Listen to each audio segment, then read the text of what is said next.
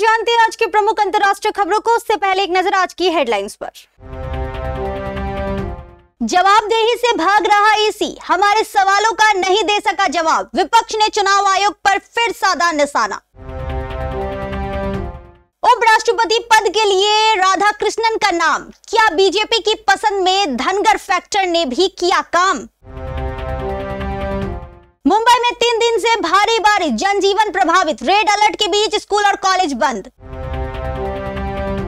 राहुल गांधी की वोटर अधिकार यात्रा वाया बिहार कांग्रेस को कितना फायदा पहुंचाएगी? अब उत्तरी कश्मीर के वारुण लोलाब में फटा बादल, अचानक आई बाढ़ से लोगों में हड़कंप। दिल्ली में खतरे के निशान के पार हो गई यमुना, निचले इलाकों में मंडराया बाढ़ का खतरा। सुरक्षा गारंटी मिलने की बात से जेलेंस्की खुश, मैक्रो बोले यूक्रेन को छोड़ने होंगे हारे हुए इलाके। क्या ट्रंप के गोल्डन डोम की तरह होगा पीएम मोदी का राष्ट्रीय सुरक्षा कवच, सुदर्शन चक्र? द बंगाल फाइल्स पर मचे बवाल पर विवेक अग्निहोत्री ने की प्रेस कॉन्फ्रेंस, एक विवाद पर दिया जवाब, एफआईआर पर भी बोले। जगह एक दावेदार 4, रिंकू, श्रेयस, पराग और सुंदर के बीच जंग, गौतम गंभीर की नजरें इस खिलाड़ी पर। बिहार में जारी मतदाता सूची के विशेष गहन पुनरीक्षण यानी कि एसआईआर और मतदाता आंकड़ों में हेराफेरी को लेकर इंडिया ब्लॉक के नेताओं ने कॉन्स्टिट्यूशन क्लब ऑफ इंडिया यानी कि सीसीआई में सोमवार को एक संयुक्त प्रेस कॉन्फ्रेंस करके चुनाव आयोग पर निशाना साधा। कांग्रेस सांसद गौरव गोगोई ने कहा कि चुनाव आयोग कल ही अपनी प्रेस कॉन्फ्रेंस में राहुल गांधी द्वारा उठाए गए मुद्दों में से किसी का भी जवाब नहीं दे सका। गौरव गोगोई ने कहा कि चुनाव आयोग को मतदाताओं के अधिकारों की रक्षा करनी चाहिए, लेकिन आयोग अपनी जिम्मेदारी से भाग रहा है। कांग्रेस सांसद ने एक बार फिर आरोप लगाया कि महाराष्ट्र में मतदाता सूची में नाम बढ़ाए गए। कर्नाटक के महादेवपुरा विधानसभा में मतदाता सूची में विसंगतियां मिली है, जबकि वीडियो डेटा हटाने पर चुनाव आयोग चुप है। उन्होंने कहा कि चुनाव आयोग को वे अधिकारी चला रहे हैं जो विपक्ष द्वारा लगाए गए किसी भी आरोप की जांच नहीं कर रहे हैं। उपराष्ट्रपति चुनाव की बिसात बीत चुकी है। बीजेपी ने रविवार को महाराष्ट्र के राज्यपाल सीपी राधाकृष्णन को एनडीए उम्मीदवार बनाया है, जिनके नाम पर सहमति बनाने की कवायद भी शुरू हो गई है। जगदीप धनखड़ के इस्तीफा देने के बाद बीजेपी नेतृत्व उपराष्ट्रपति पद पर ऐसे व्यक्ति की तलाश में था जो वैचारिक रूप से संघ और बीजेपी के प्रति समर्पित हो। इसी लिहाज से बीजेपी ने राधाकृष्णन पर भरोसा जताया है। बीजेपी ने इस बार वैचारिक पृष्ठभूमि को ध्यान में रखते हुए उपराष्ट्रपति के उम्मीदवार पर चयन किया है। सीपी राधाकृष्णन आरएसएस के कार्यकर्ता से लेकर तमिलनाडु बीजेपी के अध्यक्ष और महाराष्ट्र के राज्यपाल तक राजनीतिक सफर तय कर चुके हैं। अब बीजेपी ने उन्हें देश के अगले उपराष्ट्रपति चुनाव के लिए एनडीए का उम्मीदवार बनाया है। बीजेपी ने सीपी राधाकृष्णन के नाम पर दांव खेलकर सियासी लिहाज से बड़ा कदम उठाया है। राधाकृष्णन तमिलनाडु के तिरुपुर जिले से है और पिछड़ी जाति से आते हैं। इस तरह से बीजेपी ने जातिगत, सामाजिक और क्षेत्रीय सभी समीकरणों को साधने के साथ साथ इस संवैधानिक पद पर गैर विवादास्पद चेहरे को बैठाने का दांव चला है।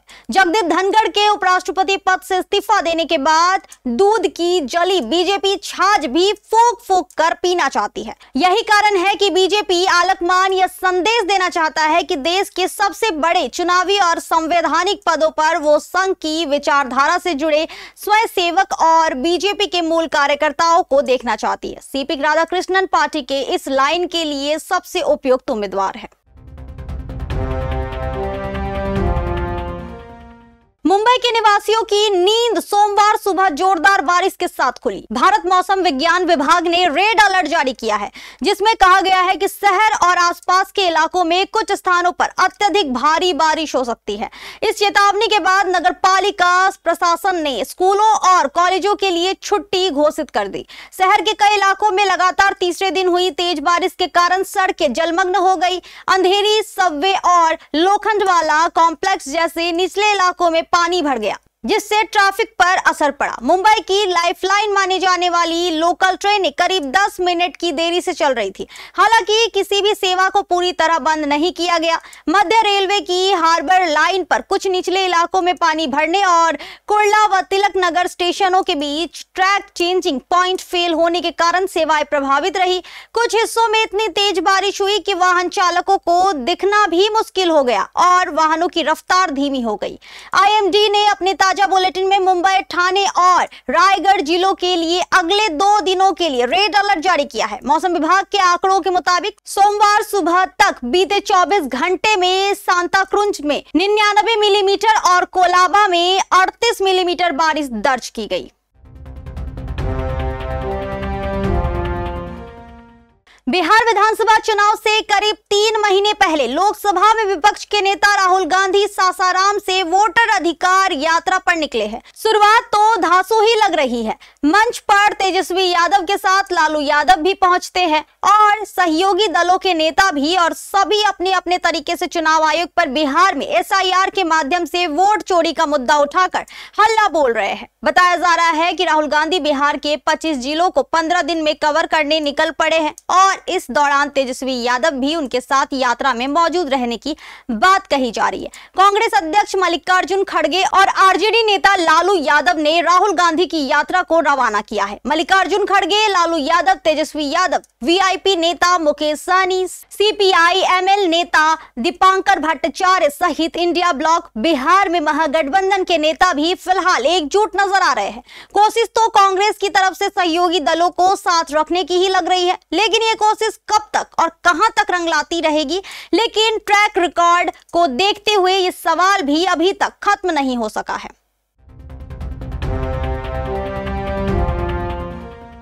उत्तरी कश्मीर के जिला कुपवाड़ा में लोलाब के ऊंचे इलाके वार्नो-1 में बादल फटने की घटना हुई। आज सोमवार दोपहर बाद अचानक आई बाढ़ की वजह से क्षेत्र में पानी का बहाव बढ़ गया, जिससे क्षेत्र में हड़कंप मच गया। प्रशासनिक सूत्रों के अनुसार अभी तक किसी भी तरह के जानमाल के नुकसान की खबर नहीं है।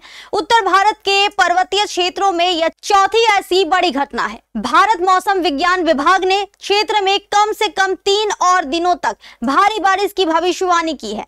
बादल फटने की कई घटनाओं के बीच प्रशासन ने जोखिम वाले क्षेत्रों में निगरानी बढ़ा दी है। अधिकारियों ने डल झील क्षेत्र के आसपास सभी गतिविधियों को रोक दिया है। नदियों और नालों के पास रहने वाले निवासियों को हर दम सचेत रहने को कहा है। जिला किश्तवाड़ में लगातार भारी बारिश और खराब मौसम के बावजूद खोज और बचाव अभियान 5वें दिन में जारी रहा। बादल फटने से आई अचानक बाढ़ में चिसौती में अब तक 64 से ज्यादा लोग मारे गए, जबकि सैकड़ों लोग अभी भी लापता है। इस घटना में 100 से ज्यादा लोग घायल हुए हैं।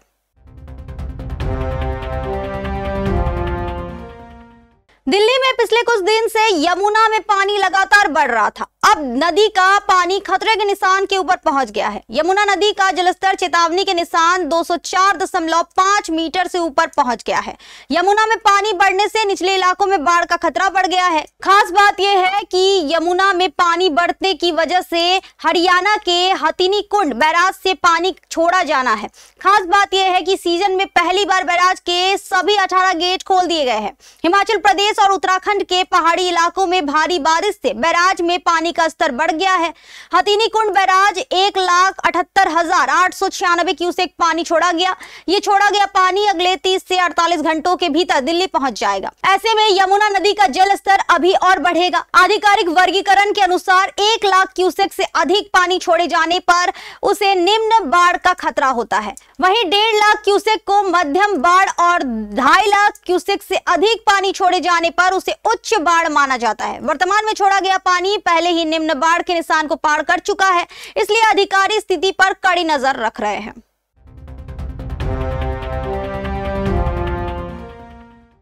यूक्रेनी राष्ट्रपति व्लादिमीर जेलेंस्की सोमवार को वॉशिंगटन में अमेरिकी राष्ट्रपति डोनाल्ड ट्रंप से मुलाकात करेंगे। इस मुलाकात से पहले जेलेंस्की ने यूरोपीय देशों के नेताओं से बात की। इस बातचीत के बाद जेलेंस्की ने अमेरिका द्वारा सुरक्षा गारंटी दिए जाने के फैसले पर खुशी जाहिर की। साथ ही जेलेंस्की ने शांति समझौते के लिए अमेरिका, रूस और यूक्रेन का एक त्रिस्तरीय ढांचा बनाने की अपील की, ताकि विभिन्न मुद्दों पर सहमति बन सके। जेलेंस्की ने कहा कि सभी ने इस बात का समर्थन किया है कि अहम मुद्दों को सुलझाने के लिए यूक्रेन को सीधे तौर पर बातचीत में शामिल करना चाहिए। सोशल मीडिया पर साझा एक पोस्ट में जेलेंस्की ने कहा कि अमेरिका द्वारा यूक्रेन को सुरक्षा गारंटी देने का फैसला ऐतिहासिक है। हालांकि यह व्यवहारिक होना चाहिए और इससे यूक्रेन को जमीन के साथ ही वायु और समुद्र में भी सुरक्षा मिलनी चाहिए। साथ ही इसमें यूरोप को भी शामिल किया जाना चाहिए। जेलेंस्की ने यूरोपीय नेताओं से भी अपील की कि वे 2022 की तरह ही एकजुट रहे। उन्होंने कहा कि असल शांति के लिए यूरोप का एकजुट रहना जरूरी है। अमेरिकी राष्ट्रपति ट्रंप के विशेष सलाहकार स्टीव विटकॉफ ने दावा किया है कि अलास्का में हुई बैठक में रूसी राष्ट्रपति पुतिन भी अमेरिका द्वारा यूक्रेन को सुरक्षा गारंटी दिए जाने की बात पर सहमत दिखे। भारत के प्रधानमंत्री नरेंद्र मोदी ने एक नई रक्षा प्रणाली सुदर्शन चक्र की घोषणा की है, जो देश की सुरक्षा के लिए एक मजबूत कवच बन सकती है। नरेंद्र मोदी ने यहां तक कह दिया है कि यह सिर्फ दुश्मन के हवाई हमलों से बचाव ही नहीं करेगा, बल्कि हिट बैक भी करेगा, जिसकी तुलना अमेरिका के राष्ट्रपति डोनाल्ड ट्रंप के गोल्डन डोम से की जा रही है। लेकिन क्या यह सचमुच वैसी ही होगी और यह फैसला भारत के लिए कितना महत्वपूर्ण है? सुदर्शन चक्र भारत की एक नई राष्ट्रीय सुरक्षा प्रणाली है, यानी एयर डिफेंस सिस्टम, जिसे DRDO और इसरो ने विकसित किया है।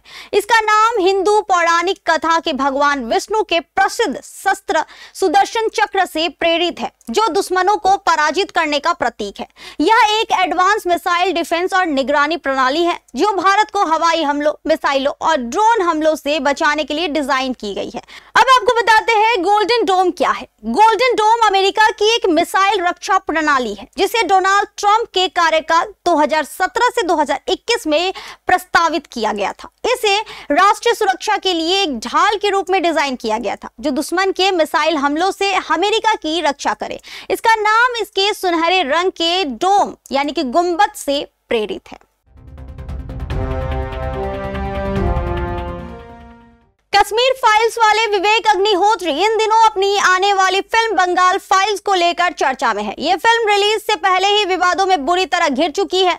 16 अगस्त को इसके ट्रेलर लॉन्च में जमकर विवाद हुआ था। फिल्म की कहानी भारत पाकिस्तान बंटवारे की आग में झुलसते लोगों पर है, मगर विवाद हुआ है 1946 के दंगों को रोकने वाले प्रसिद्ध बंगाली योद्धा गोपाल मुखर्जी के चित्रण को लेकर है। इसी को लेकर विवेक रंजन अग्निहोत्री के खिलाफ FIR भी हुई। इन सब विवादों के बीच विवेक अग्निहोत्री और पल्लवी जोशी ने एक प्रेस कॉन्फ्रेंस किया, जहां पश्चिम बंगाल की राजनीति, फिल्म और विवाद को लेकर रिएक्ट किया है। प्रेस कॉन्फ्रेंस में द बंगाल फाइल्स के डायरेक्टर विवेक अग्निहोत्री ने कहा, आज हम एक वीडियो दिखाएंगे जिसे देखकर आप चौंक जाएंगे, जिसे मैं पहली बार दिखा रहा हूं। 20 मार्च 2020 को लॉकडाउन के दौरान हम मुंबई से जा नहीं पाए।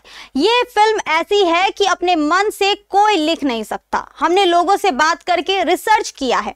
18,000 पेजों की समरी है। FIR को लेकर वह आगे अपनी बात रखते हैं। CBFC को जब फिल्म दिखाई तो उसमें इतिहासकारों को बुलाया गया। कई पड़ाव से गुजरने के बाद बिना कट के इसे सर्टिफिकेट मिला।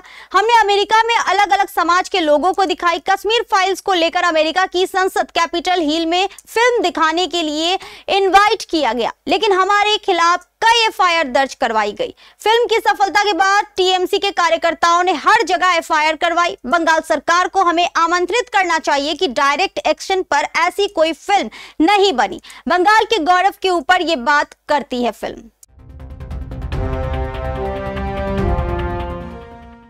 टीम इंडिया के एशिया कप स्क्वाड का ऐलान कभी भी किया जा सकता है। एक नई रिपोर्ट के अनुसार टीम में ज्यादा बदलाव होने की संभावना नहीं है।